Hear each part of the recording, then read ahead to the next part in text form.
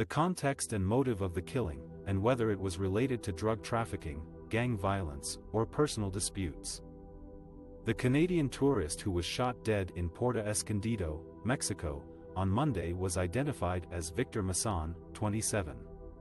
He was the second foreign tourist to be killed in the southern state of Oaxaca in less than a week. The first one was an Argentine man who died of his injuries after being attacked with a machete on Friday.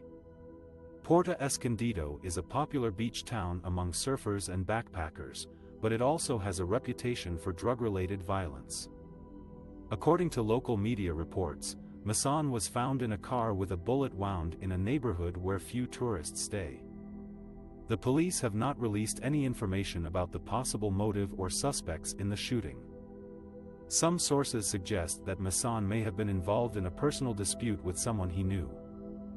A friend of Mason told CBC News that he had been living in Puerto Escondido for about a year and had recently broken up with his girlfriend. The friend also said that Mason had been receiving threats from someone who claimed to be a cartel member. However, other sources indicate that Mason may have been a victim of a random attack or a case of mistaken identity.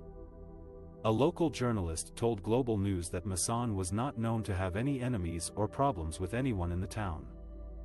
The journalist also said that Mason's car had Quebec license plates, which could have made him a target for criminals who assumed he was wealthy.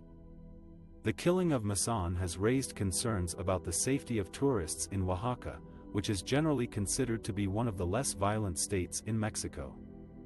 However, Oaxaca has also seen an increase in homicides and drug-related crimes in recent years, especially along the Pacific coast.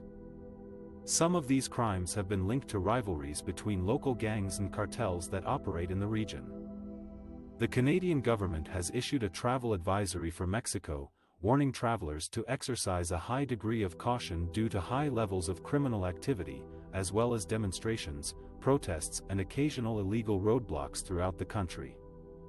The advisory also advises travelers to avoid non-essential travel to several states, including Tamaulipas, where 4 Americans were kidnapped earlier this month.